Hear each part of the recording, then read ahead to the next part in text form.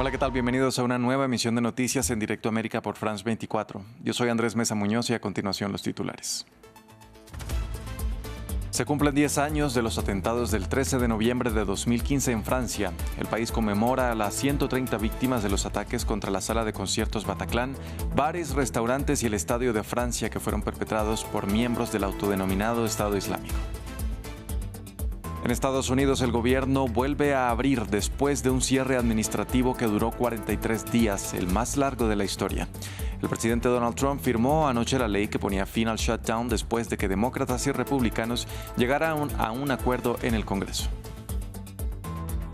Este jueves, Colombia recuerda los 40 años de la peor tragedia natural ocurrida en la ciudad de Armero durante la noche del 13 de noviembre de 1985. La erupción del volcán Nevado del Ruiz provocó una avalancha que sepultó a la localidad entera, matando a unos 25,000 personas.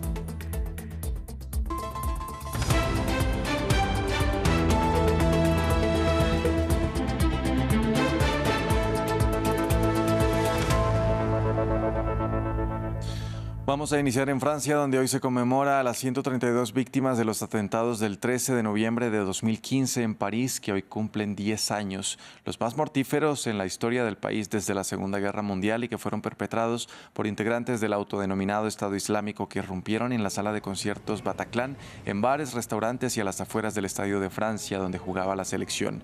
Nuestra periodista Erika Olavarría en París nos cuenta cómo avanzan estos homenajes.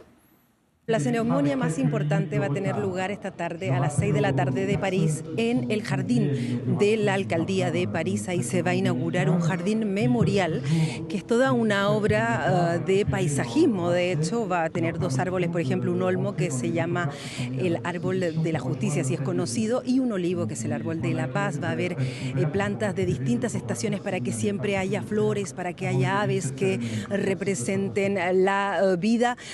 También habrá música, ese será el hilo conductor, y recordemos que esta ceremonia va a estar organizada por uno de los productores de la ceremonia de los Juegos Olímpicos de París, una ceremonia que quiere ser grandiosa pero al mismo tiempo respetuosa. Dijo el organizador de esta ceremonia que él quiere que haya símbolos, los símbolos de la República. De hecho, va a haber un espectáculo de luces que va a ser una suerte de catedral de luces, y va a haber, por ejemplo, con esas mismas luces, la imagen de la Marianne, que es el símbolo de la República Francesa, o la frase que yo les decía que es el lema de la ciudad de París. Ahí, en ese momento, el presidente Emmanuel Macron va a hacer uso de la palabra. Hay que recordar que durante estos 10 años el mandatario no ha participado de esta ceremonia, tampoco lo hacían los otros mandatarios. Normalmente era el primer ministro y la alcaldesa de París, pero este es un año importante, un año diferente, y por eso también él va a hacer entonces uso de la palabra. Como decía, habrá música, un hilo conductor. Música, dice el organizador, para los vivos, pero también para los fallecidos. Rock, sobre todo rock anglosajón, ya que era la pasión de las personas que sobre todo estaban aquí detrás mío en la sala de conciertos Bataclan, escuchando un concierto del grupo estadounidense. Y pues también habrá uso de la palabra de los miembros de las asociaciones, las dos que existen actualmente. La noche del 13 de noviembre de 2015, 3 comandos terroristas atacaron la capital francesa en una operación sin precedentes. Embates suicidas, tiroteos indiscriminados, toma de rehenes. El resultado, 130 muertos y cientos de heridos. Repasemos lo ocurrido aquella noche. Un instant. Il y a une bombe, elle explosé. Wow, on dirait du Stade de France. Oh là là. Deuxième explosion, Stade de France. Deuxième explosion, courez. Barrez-vous. Il y a des attentats. Explosiones en las inmediaciones del Stade de France, 3 en total, a partir de las 9:17 de la noche. Los momentos de horror acababan de comenzar. François Hollande asistía al partido amistoso entre Francia y Alemania y fue evacuado. Entonces se descubrió la situación en París. Los distritos 10 y 11 de la capital fueron blanco de ataques, tiroteos indiscriminados en terrazas de cafés y restaurantes, como en Le Petit Cambodge y Le Carillon, en la calle Alibert. En ese momento veo un vehículo con un tipo encapuchado de negro que disparaba así. J'ai directement crié. La misma escena se repitió unos minutos más tarde en el bar La Bonne Bière y luego en la Belle Équipe. Decenas de clientes y transeúntes fueron arrollados, pero la operación más grave aún no había comenzado. A las 9:49, mientras 1.500 personas asistían a un concierto de rock en la sala Bataclan, 3 asaltantes irrumpieron y abrieron fuego. Un periodista del diario Le Monde, vecino del lugar, grabó esta escena surrealista. Algunos espectadores intentaron huir por una puerta trasera, otros se colgaron de las ventanas. En el interior, muchos se escondieron en habitaciones pequeñas. Luego, 2 policías de la Brigada Anticriminalidad, los primeros en llegar al lugar, entraron y abatieron a uno de los terroristas en la planta baja. Recibieron disparos de los otros 2, atrincherados en la planta superior con rehenes. Los policías de la Brigada de Búsqueda e Intervención y el RAID tomaron el relevo. Una vez asegurada la planta baja, los sobrevivientes salieron, con el rostro aturdido, a veces ensangrentados, en estado de shock. Lo vi disparar contra la multitud, lo vi disparar contra personas que estaban en el suelo, y eso no es algo que uno quiera ver en la vida. Estábamos apilados los unos sobre los otros, acurrucados, escuchando los disparos de las Kalashnikov, como si estuvieran torturando a la gente. La gente sufría porque les estaban disparando. Era una carnicería, una masacre, había muertos por todas partes. El reloj avanza. Cerca de la medianoche, el presidente François Hollande, serio y visiblemente emocionado, se dirigió a su pueblo. Queridos compatriotas, en estos momentos en que me dirijo a ustedes, se están produciendo atentados terroristas de una magnitud sin precedentes en el área metropolitana de París. Hay varias decenas de muertos, muchos heridos. Es una atrocidad. Poco antes de las 12:30, separados de los rehenes y los terroristas por una puerta, y tras intentar negociar durante mucho tiempo, los policías de la Brigada de Búsqueda e Intervención lanzaron un asalto. Hacia las 12:18 nos dimos cuenta de que había que darse prisa porque se estaban poniendo muy nerviosos, amenazaban con detonar las bombas, así que pasamos al ataque. El primer equipo abrió la puerta y nos encontramos frente a una veintena de rehenes aterrorizados, con los 2 terroristas detrás que abrieron fuego inmediatamente. En un momento dado el escudo cayó hacia adelante, ya que llegábamos a una especie de escalera. Los 2 primeros del equipo vieron una sombra a la que dispararon y casi simultáneamente se produjo una explosión. Los 2 terroristas habían muerto. Eran las 12:21 de la noche. La operación había terminado. Fue el final de 3 horas sangrientas. París y Francia nunca habían sido atacadas de esta manera.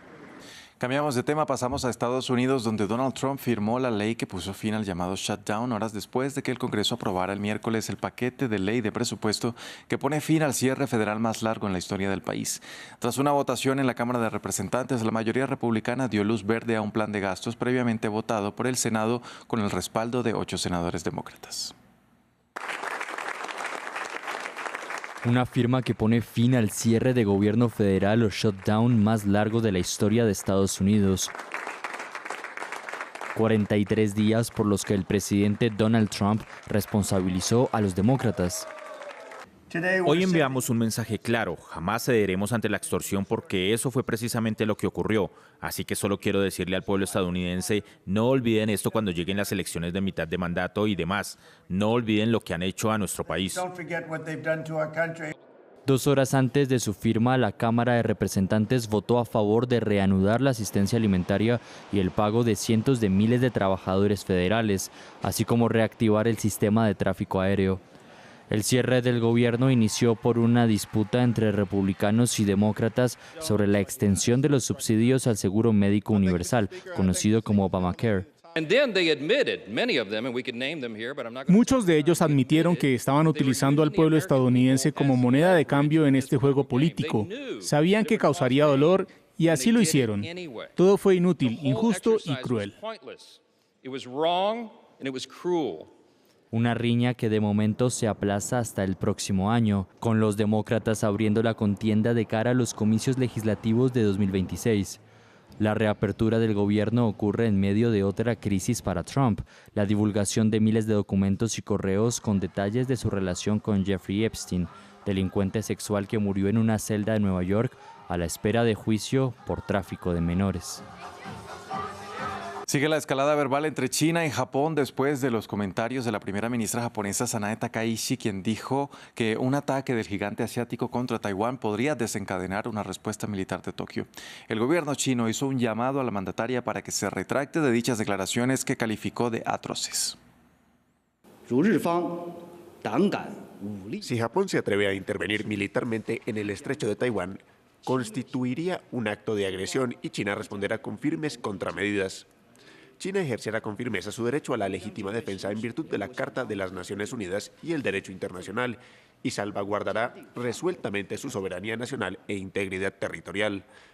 Instamos encarecidamente a Japón a reflexionar profundamente sobre sus crímenes históricos y a cesar de inmediato su injerencia en los asuntos internos de China. En Chile, la campaña para las elecciones presidenciales de este domingo está en su recta final, con mucha incertidumbre sobre quiénes serían los dos candidatos que podrían ir al balotaje del lado de la derecha y de la extrema derecha. La ampliación la tiene nuestro enviado especial, Martín Gripo.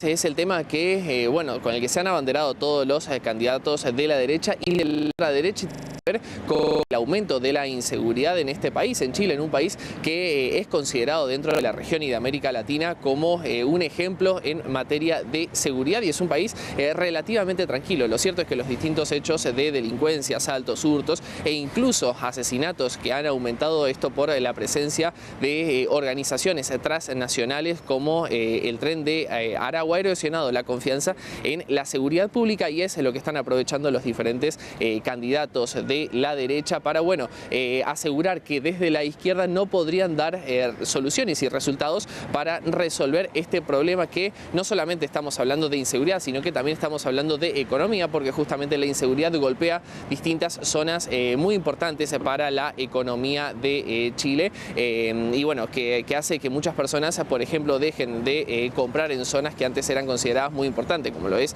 la zona de aquí del centro histórico, donde se encuentra el mercado central. Bueno, este es el discurso con el que todos los candidatos de la derecha se están haciendo los cierres de sus campañas, cada uno con más mano dura o con también discursos un poco más tranquilos en materia de seguridad, pero todos ellos culpando también al actual presidente Gabriel Boric de no haber realizado las tareas pertinentes para intentar disminuir esta situación.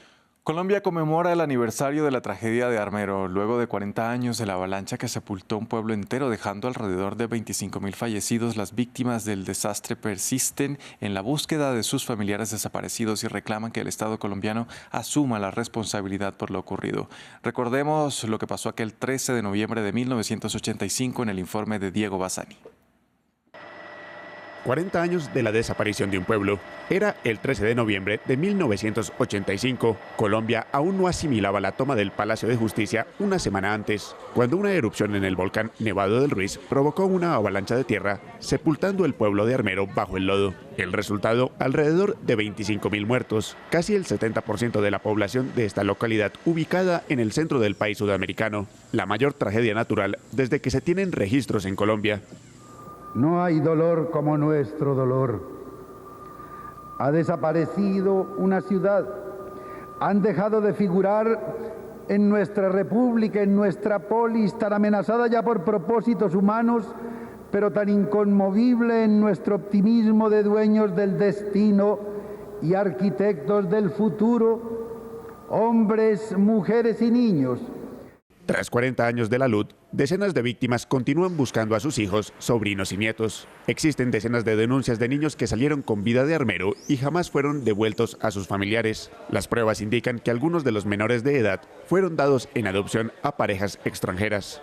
La herida más grande que tiene Armero es el tema de los niños perdidos, que un padre o una madre jamás dejará de buscar a un menor, y menos sabiendo que su menor lo identificaron en un programa vivo de televisión de la época o que hay pruebas. Además, los damnificados continúan clamando por justicia. Decenas de reportes de la época señalan que varios expertos pidieron a las autoridades nacionales y locales tomar medidas preventivas para evitar el siniestro. Sin embargo, hasta el momento el Estado colombiano no ha reconocido ser culpable de lo ocurrido en Armero. Hasta aquí este informativo en France 24. Gracias por acompañarnos. Continúen con toda nuestra programación.